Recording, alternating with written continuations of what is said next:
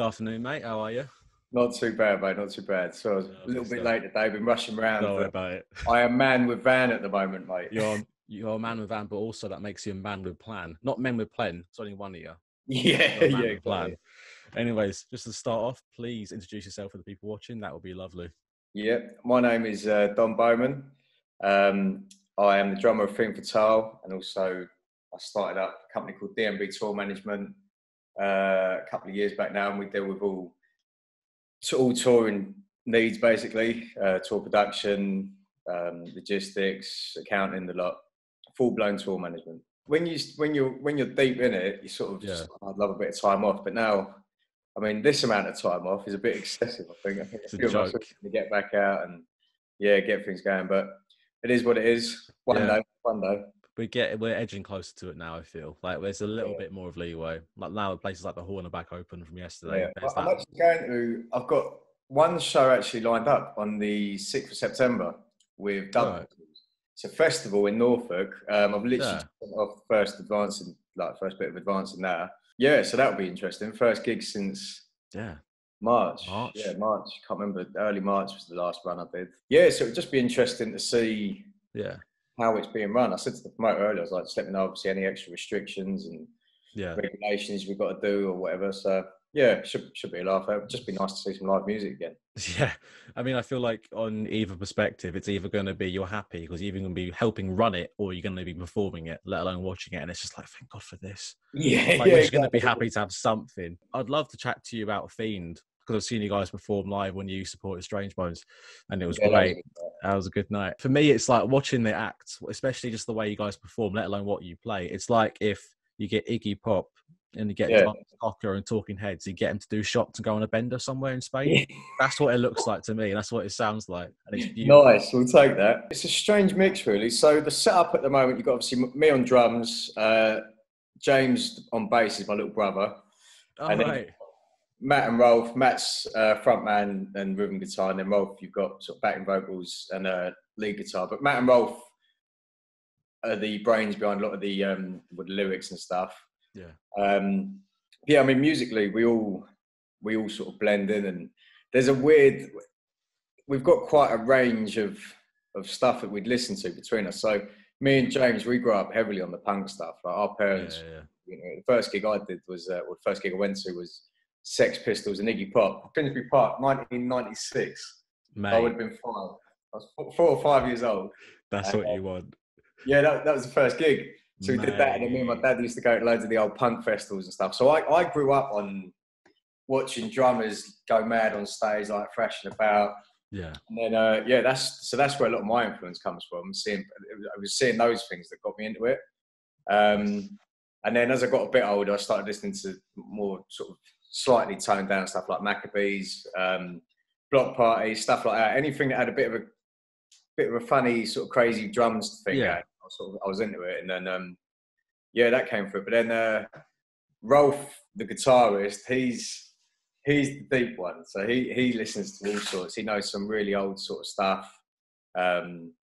He's got a really sort of vast knowledge of music, and same with Matt's big into his drum and bass. So the singer, right?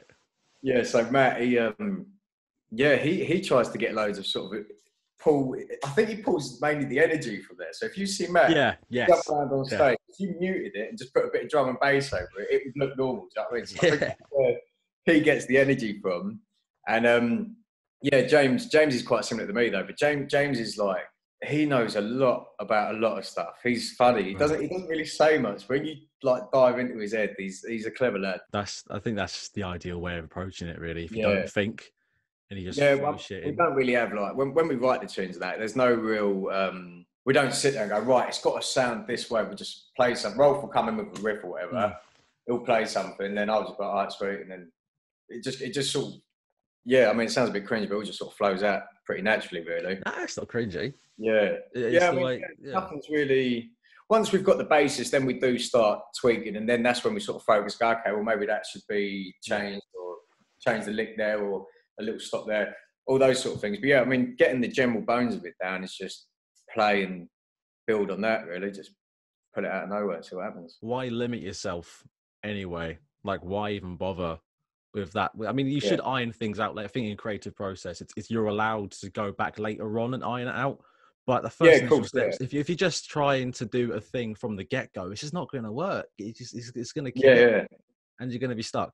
And then you got nothing. I mean, we used to gig the songs before they were gig ready, really. Because what we do is we get it and we go, that's pretty much there.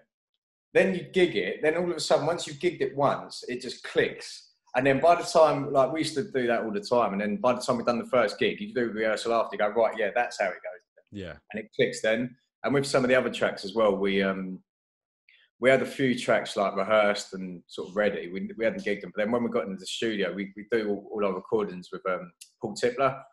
Right. He's a really good lad. He's got his Studio 13, Unit 13 Studios down in Bermondsey. Yeah, we've done all our recordings with him. He's really good, man. Really, really good. Nice. And even just working with him. Like when the first lot of tracks we did with him were Mr. Smith, Strange Little Game, and 2020 Vision. And just being in there with him was when we got those final little tweaks done, and obviously having the extra ears on it always helps. Would you have said that you developed those extra ears yourself, picking up from him, but also like as your experience from building up in Juicebox as well as DMB, like watching the other acts? Like, would you ever consider yourself stepping in and going, obviously not in a recording setting, but you going like, try this out instead? Yeah, big time, man. I mean, sort of like empowerment move. Yeah, I mean, it's quite funny because what we've always noticed is if I go off on tour for 3 weeks, I wouldn't be drumming for 3 weeks. Yeah. But I generally come back better than I went away because you spend so much time with professionals and you just watch them and you go, and you just learn by watching them. And then when you actually get behind the kit, like you say, I'll pull a lot of sort of ideas from watching, like Swedish Death Candy. I did a lot of touring with them over the last few years. Yes. Marco. He's a great drummer, man. So you spend a lot of time watching him. Yeah, and then like even with Dub Pistols, you got Josh and Jack was the old drummer. Both of them really good. So you watch them, and again, that helps you bring in certain elements that might then link up with Matt's more drum and bassy sort of tastes and stuff like that. So yeah, definitely. And even just from like you say, just from watching bands. I mean, the amount of bands we saw when I was doing the gigs with Juicebox was unreal. I haven't even got a clue how many I've seen over the years. But you watch some of the bands come through. I mean, even some of the local bands that are coming through, starting out. Some of them, like you look at them, you think they look like they've been touring for years. Do you know what I mean? So you learn little things from just watching anyone, really. I mean, every single artist that will play will have something somewhere that you go, that's cool, I like that, and then you nick it and make it your own. Yes, totally. I mean, like there's this great. I rewatched the that Sound City documentary, the Dave Grohl one. And I've not seen that yet. I really want to see that. Oh, mate, I don't want to spoil the end, but I'm going to spoil the end. Sorry. There's a bit where Paul McCartney comes in. To with Dave Grohl, and I think he's laying down a bass line. I think, and then Dave just goes like, "Why isn't it always this easy?" And Paul turns around and just goes, "It is." That's it. Dead in the eyes, just goes, "It is that easy." And then Dave's just there like, "I hate you." Shut your mouth. It's easy when you know how, mate. It's easy when you know how. How do you just breathe like that and get it done? Yeah, exactly. Ow. And I mean, like, it's good that you mentioned all the acts that you mentioned at Juicebox, because obviously, like, when you used to work for us, you kind of started paving. I don't want to say you paved your career here, but you did. I feel learn a lot from what I. It was definitely. I wouldn't be doing what I do now if it wasn't for the work I did through Juicebox. Because just before I was working at the Horn and with Luke and the team there, I was doing in-house bookings and sound engineering. Yeah. For a little sort of 100 cap venue down in Stockwell, called the Cavendish Arms. That was a great place. That was like my first introduction into just live music in a professional sense. You know, getting paid to actually book shows, run shows, do sound and stuff like that. But I was always living up in North London, so I was living around Barnet and Finchley, around those areas. At the same time as doing that, I was working for this indie label who shall remain nameless. Okay. In Bermondsey. And it was awful. They were ripping people off, you know, so I was just like, I'm not really into this. But I remember I was sitting in their office one day, I was doing a bit of work, and I saw Luke Hinton had put a thing up saying, for people to join the team. So I was like, oh yeah, I'll give that a crack. So I sent him a message. I remember I went down, did my interview, sat in the front of the Horn with Luke on the sofas. The most professional setting for an interview. Yes, it's having a pint. Did that, and then from there started doing the night managing. But that was nice actually, because obviously when I was working down at Stockwell just before sort of moving up to St Albans, I was always just sort of doing things because it was only me really involved with doing everything. You just did everything, so you knew. So it was nice to go into a setting and have Luke as sort of a boss and a role model and say, well, look, this is how, I mean, he'd been promoting for a good few years up until that point anyway. So he knew what was going on. Do you know what I mean? It was nice to then actually move up the next step and say, okay, so this is how we do it, the next level. And then from there, I started doing a bit of stuff in the office with him, learning more about the bookings and the advancing side of things. And then started doing some of the bigger shows that Juicebox was doing, like repping them and night managing. And and then from there, obviously, then you meet tour managers. And I mean, when I first started working in music, like God knows how many years ago, I didn't even know what a tour manager was. I never even dealt with one, and now I am one. Do you know what I mean? Yeah. And I mean, you said you didn't even know what tour managers were until you became one, really. So exactly. Was that the experience going to DMB? Like, what was the setup for that? Like, was that like after you found out, was that sort of like a goal, like an end game thing for you? And like, how do you even source out the acts, and how would you empower a local act to get more so on a national touring level, would you say? I mean, my main problem is I can't stay still. I cannot stay still. I know what you mean. Yeah. I mean, you look at the sort of stuff I do. I'm a drummer, so I'm always waving about. I'm a tour manager, so I'm traveling everywhere. So I hate people staying still. So I loved what I was doing. I was like, I just want to be out and about and see a bit more. So I got lucky really, because like I said earlier, so Swedish Death Can I've done most of my touring with. Yeah. And that came about because Louis, the frontman, worked behind the bar at the Horn. And I'd heard the song, and I never realised that he was the band. I remember chatting to him one day. I said, I've been working in. He wasn't really sweet until at the start. He was quite sort of quiet and that. And I was chatting to him. He said, I'm in a band called Swedish Death Candy. And I stood there, I was like, I know you guys. And I started chatting to him, and I said, look, I'm looking at getting a van, like a little split of us and that. Yeah. And then, so it started from there. But in terms of bands looking to take the step into tour, and I think that was sort of like the next part of the question, it's a hard one, really. Because, I mean, even with the sort of stuff that I do, Fiende Fatale has found it hard even to get out and be toured. We had our first decent little tour lined up at the start of this year, and then something happened and it all got pulled. So it's like, we finally got that close. I'm sorry. Yeah, but that's all right. I mean, I guess at the moment, I mean, who knows how things are going to be after this, but the way things seem to have been in the last few years, you need to do well in your hometown first. You need to branch out from this. You need to build that. If you start making a buzz, it will just sort of naturally fizzle out of it. When you do things like releases and that, you need to be hitting up all the indie blogs that you can find. Like, just telling anyone about it. You need to tell anyone and everyone that will listen, just be like, here's a track, here's a track, here's a track. I understand fully why promoters don't necessarily want to book a small out-of-town band, because, I mean, a London band could drive up to Sheffield and they might get lucky and have a great night, or they might get there, and obviously because no one knows them, the promoters in the band have driven all that way to play to no one. So I get the setup completely.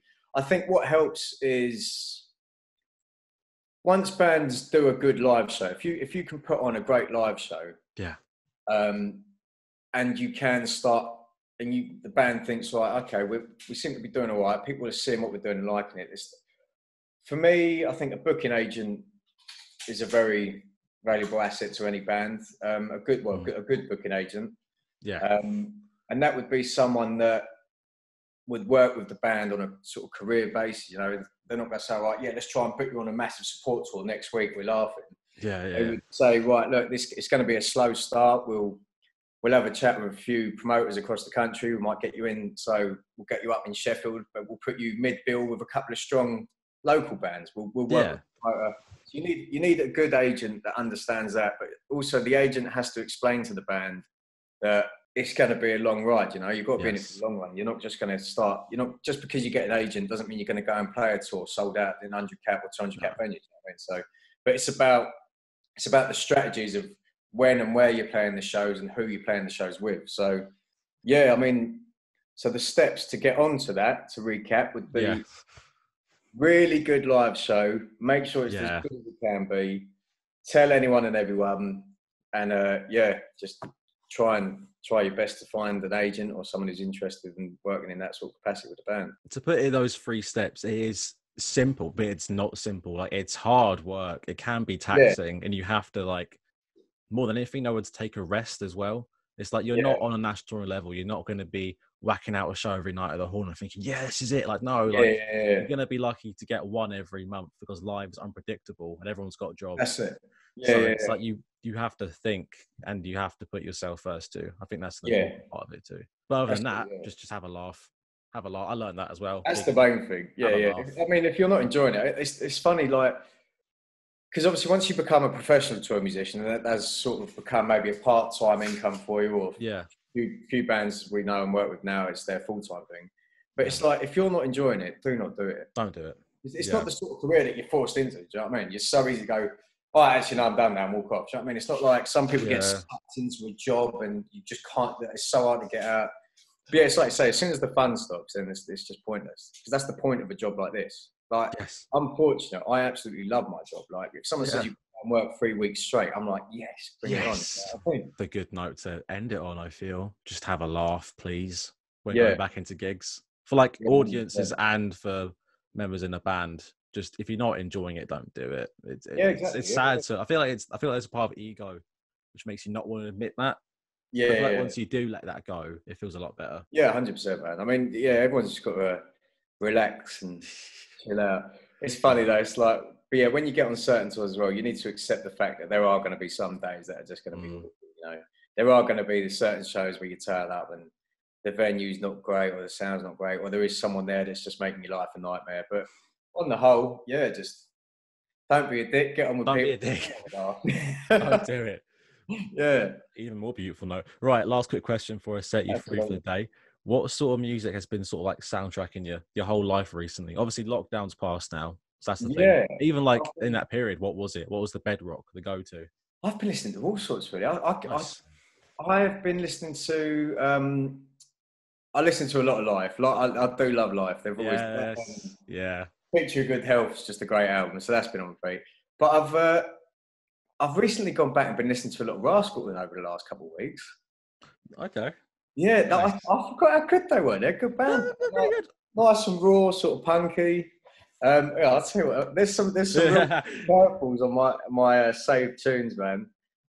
Because it goes from things like through the gems. Yeah, and Peace. I'll tell you what. This Peace tune's good. From Under Liquid Glass. I think I've heard of Peace. Never listened to Peace. I don't know. They're quite good actually. I mean, to be honest, I only know a few tracks. Yeah. But then I've also been listening to this singer-songwriter, Phoebe Bridgers. Oh, yeah. Yeah, have you heard the track Funeral? Yeah. It's really sad song. Mate. It zones you out, man. It's like, it's just nice. You just feel a bit more relaxed now. No, the first time I heard that, it was after a classic drunken deep chat with my mate at 1 a.m. at uni. And then his mate comes in and goes, listen to this song, and puts on Funeral right after this mad drunken deep chat. And we're just sitting there like, why'd you do that? Yeah. Why did you do that? Yeah, I mean, it will bring you down a bit, but it depends what sort of mood you're in the first place. Yeah. It's either nice and zone you out, go out, or it can make you go like, God. One more band actually. That go on. They are from Denmark. They're called The Minds of 99. Okay. I've listened to some of the other stuff and I'm not too keen on it, but they've got this track called Family out, and it is brilliant. I haven't got a clue what they're saying in it, but it's great. And there's a bit at the end that they say this little phrase, and I think it means till the day we die. But the way they say it is really funny because it's just like "Tika David do it." That's how I can say it. But I actually looked up the lyrics. I think it says "till the day we die." Nice. Yeah, the Minds of 99. They're really good band. Actually. I'm gonna check that out. That sounds fucking awesome. So I'll send you a link soon. It's a good. Link me that, please. Mate, thank you very much for swinging on last notice. Appreciate this so much. No worries. No, thank you for having me, man. I really appreciate it. No worries. Take it easy, guys. Yeah, take care of yourself. Yeah, man.